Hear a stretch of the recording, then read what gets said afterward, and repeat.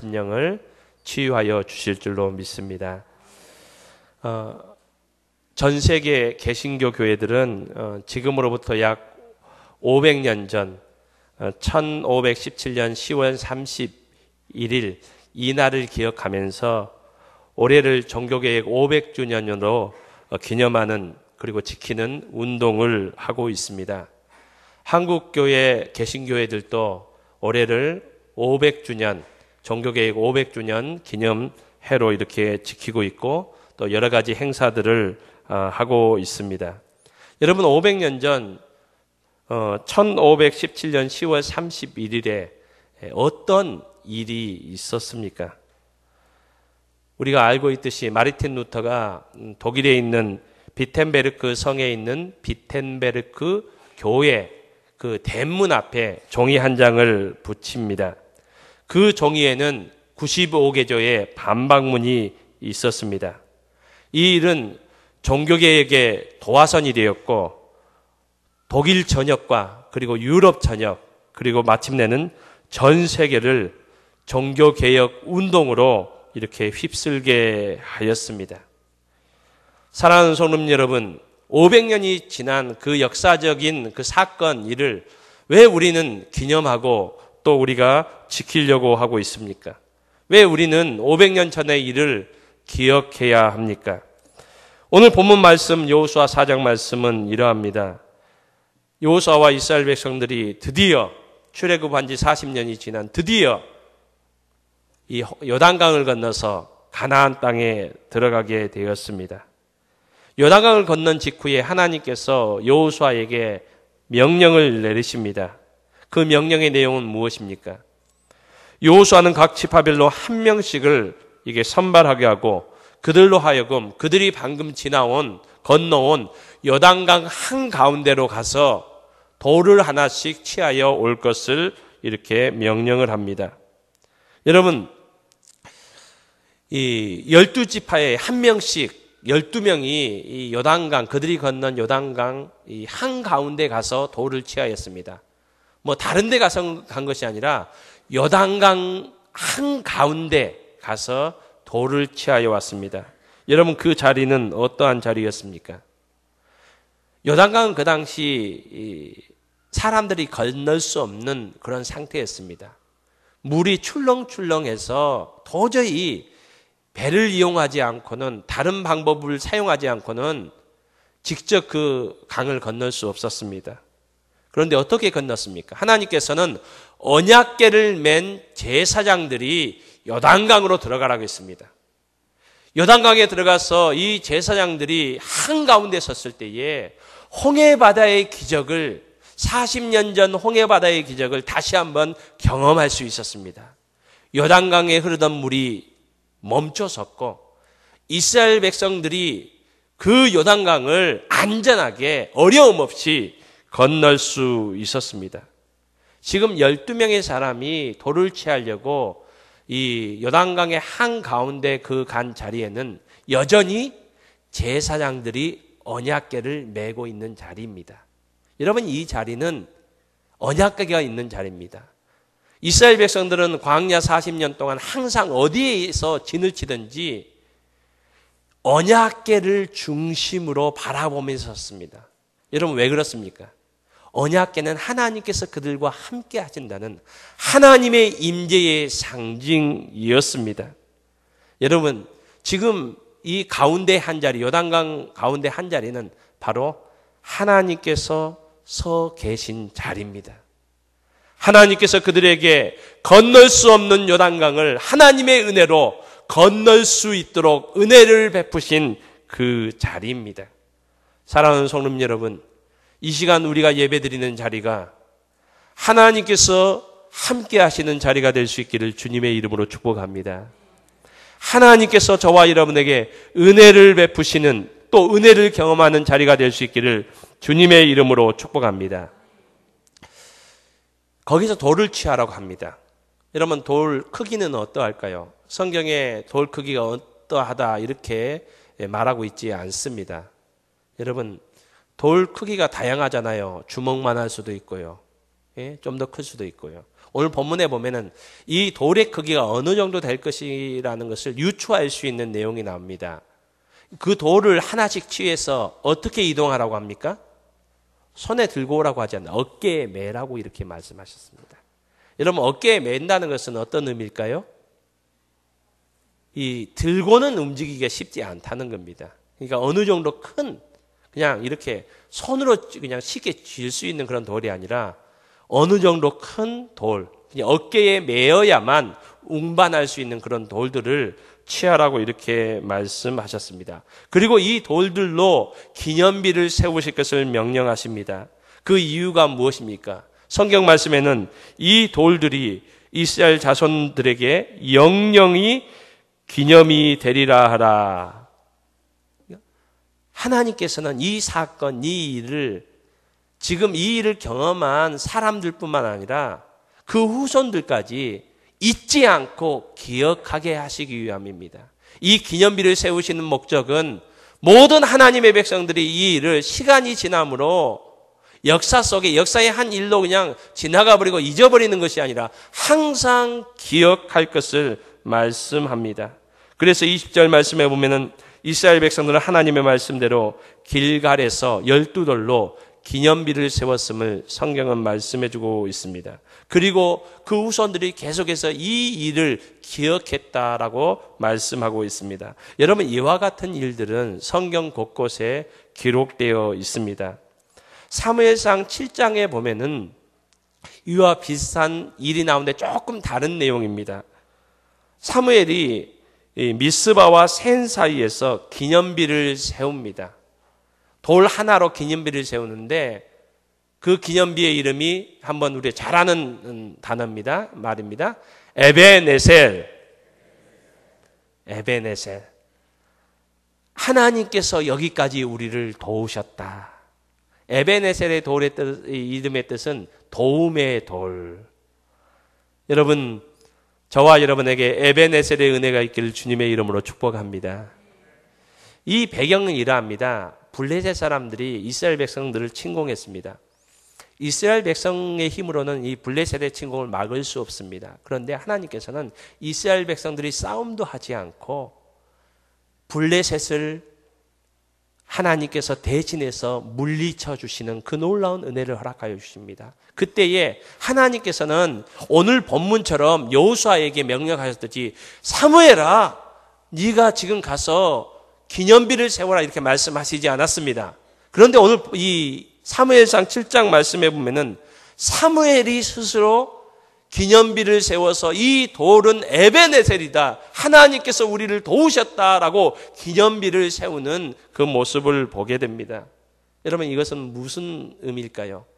하나님께서는 말씀하시지 않았지만 하나님께서 행하신 그 놀라운 일들을 하나님의 백성들이 잊지 않아야 되고 후손들에게 기억하도록 하기 위한 목적을 가지고 사무엘이 행했음을 오늘 우리는 보게 됩니다. 여러분, 이런 사건들이 성경에 몇 곳에 나오는데 여러분, 이 의미들은 우리에게 무엇을 말씀해 주고 있습니까? 하나님이 역사 속에서 일하시는 일을 우리는 기억해야 된다는 겁니다. 여러분, 하나님께서 지금까지 역사 속에서 일하신 그 역사의 현장을 우리가 잊지 않는 저와 여러분이 될 수 있기를 소망합니다. 구약 성경에 기록된 홍해 바다를 건너셔서 하나님의 백성을 구원하신 그 하나님의 그 일을 행하신 일을 역사 가운데서 일하신 하나님의 일을 기억하는 저와 여러분이 될 수 있기를 소망합니다. 우리의 자녀들에게도 증거할 수 있는 저와 여러분이 될 수 있기를 소망합니다. 2000년 전에 하나님의 아들 예수 그리스도를 우리의 구원을 위해서 인간의 몸을 입으시고 이 땅에 번역했을 뿐만 아니라 우리의 죄를 속하시기 위하여 십자가에 죽이시면서 우리의 모든 죄를 용서하셨고 그 예수 그리스도께서 3일 만에 부활하셔서 우리의 부활의 첫 열매 되게 하신 그 하나님의 놀라운 그 일을 기억할 수 있는 저와 여러분이 될 수 있기를 주님의 이름으로 축복합니다. 그리고 또 한 가지 목적이 있습니다. 이 하나님께서 하신 역사 속에서 행하신 과거의 성경 속에서 행하신 이 일들은 오늘 우리의 삶 가운데서 하나님께서 동일하게 일하신다는 겁니다. 여러분, 이 역사적인 사실이 우리가 왜 기억해야 됩니까? 그는 그 당시의 역사적인 일로만 머무는 것이 아니라 우리가 하나님을 신뢰하고 하나님을 의지할 때에 하나님께서 오늘도 우리가 이 삶 가운데서 우리가 살아가는 역사 가운데서 그 은혜를 동일하게 경험하게 하신다는 것을 약속하고 있는 말씀입니다. 여러분, 이스라엘 백성들이 여호수아 4장 말씀에 나오는 요단강을 건너는 그 놀라운 은혜를 오늘 우리의 삶 가운데서 동일하게 경험할 수 있기를 소망합니다. 여러분, 우리의 삶 가운데 육신의 질병, 또 물질의 문제, 또 자녀의 문제, 우리에게서는 건널 수 없는 철렁거리는, 물결이 철렁거리는 요단강과 같은 우리가 결코 건널 수 없는 그런 문제들을 하나님의 은혜로 동일하게 경험하는 저와 여러분이 될 수 있기를 소망합니다. 요한복음 14장과 16장 말씀에 보면은 예수님께서 앞으로 성령 하나님께서 오시면은 성령 하나님께서 어떤 일을 하실 것에 대해서 설명하는 내용이 요한복음 14장과 16장 말씀에 나옵니다. 이 내용들에 보면은 특별히 성령 하나님께서 하시는 일 가운데 이 부분에 대해서 예수님께서 말씀하십니다. 요한복음 14장에 보면은 내가 너희에게 말한 모든 것을 생각나게 하리라. 16장 말씀에 보면은 내가 너희에게 말한 이것을 기억나게 하리라. 예수님께서는 2000년 전에 오셨고 33년을 이 땅에 거하셨습니다. 그리고 공적인 사역은 3년만 하셨습니다. 역사적인 일이었습니다. 그렇지만 이 역사적인 일을 우리 모든 하나님의 백성들이 기억해야 된다는 겁니다. 그걸 또 누가 기억나게 하신다고요? 성령 하나님께서.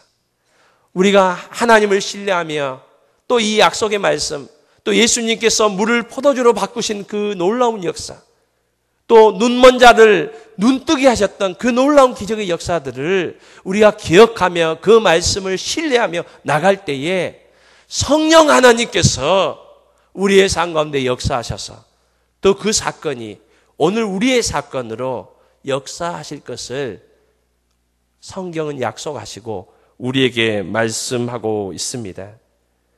하나님은 저 하늘나라에만 계시는 분이 아닙니다.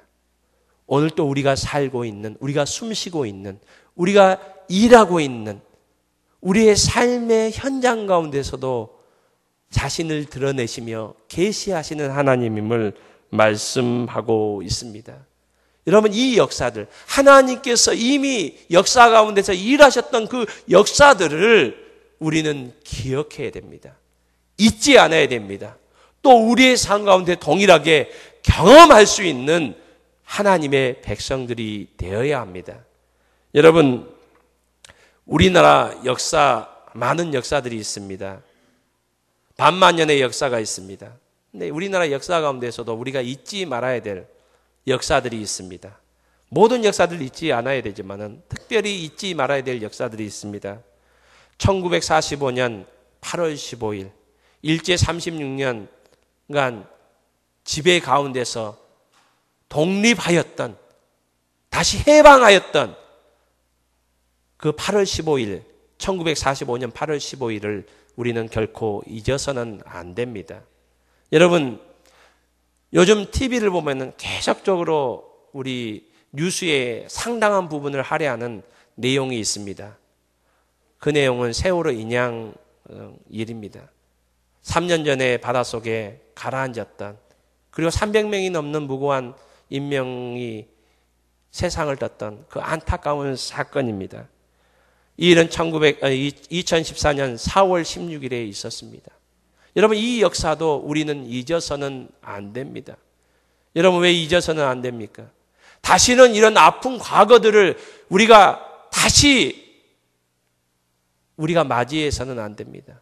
우리의 삶 가운데서 이런 일들이 다시 일어나지 않도록 우리의 삶 가운데 준비하고 노력해야 될 목이 우리에게 있습니다. 그러므로 이런 과거들을 잊지 않아야 됩니다. 역사를 잊어서는 안 됩니다.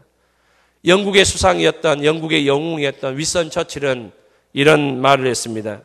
역사를 잇는 민족에게는 미래가 없다. 우리나라의 단재 신채호 선생님도 이렇게 말을 남겼습니다. 영토를 잃은 민족은 재생할 수 있어도 역사를 잊은 민족은 재생할 수 없다. 사랑하는 성도님 여러분, 하나님께서 우리의 삶 가운데 남겨주신 또 일하신 하나님의 놀라운 역사의 현장들을 우리가 기억할 수 있기를 소망합니다. 교회의 역사 가운데서도 하나님께서 일하셨던, 이 세상의 역사 가운데서 하나님께서 친히 임하셨던 그 역사들을 망각하는 백성들이 되지 않기를 소망합니다. 여러분, 왜 종교개혁, 500년 전에 있었던 이 종교개혁이 왜 그렇게 중요합니까? 종교개혁 이전에는 많은 그런 다양한 로마 가톨릭 교회에 대한 비판과 개혁운동이 없었습니까? 중세 약 1000년을 종교 암흑기라고 합니다. 교회가 말씀을 떠나고 하나님을 떠난 암흑기라고 이렇게 명명합니다. 여러분, 이 기간에 다른 개혁운동, 그런 운동들은 없었을까요? 여러분, 많은 다양한 운동들이 있었습니다. 그 당시 여러 문제들이 있었지만은 교황이 절대 권력을 가지고 교황의 말씀이 하나님의 말씀과 동등되어지는 그런 현상들을 보면서 그것을 고치려고 했습니다. 그래서 문제는 교회의 지도력과 통치의 문제에 초점을 두어서 교황의 문제를, 이 교황을 끌어내리면은, 교황의 자리를 없애면은 이 문제가 해결되겠다라고 이 일을 위해서 애썼던 사람들이 있었습니다. 그렇지만 그 일은 성공하지 못했습니다. 그리고 그 당시 로마 가톨릭 교회의 문제점이 무엇이었습니까? 물질에 완전히 만연이 되어 있었습니다. 그래서 화려한 성당들, 교회들을 세우는데 모든 것을 다 쏟았습니다. 그러니까 아름다운, 좀 더 아름답고 좀 더 화려한 이 교회를 세우려고 하다 보니까 뭐가 필요하겠습니까? 돈이 필요합니다. 물질이 필요합니다. 이 문제를 개혁하려는 운동들이 있었습니다. 그렇지만 그 운동도 성공하지 못했습니다. 그리고 이 시대에, 중세 시대의 교회가 영적으로 메말라 있었습니다. 냉랭했습니다. 뜨거움이 없었습니다. 그래서 이 문제를 해결하기 위해서 영성운동에 초점을 둔 그런 운동들도 있었습니다. 그렇지만 이런 개혁의 시도들은 교회의 문제들을 정확하게 지적할 수는 있었지만은, 교회의 문제의 일부를 정확하게 드러낼 수는 있었지만은 그 해결책에 도달하지는 못했습니다. 그러나 종교개혁 운동은 성공하였습니다. 여러분, 왜 성공하였을까요? 하나님께서 하셨기 때문입니다. 하나님께서 함께 하셨기 때문입니다. 여러분, 그렇다면 종교개혁자들이 여러 명이 있습니다.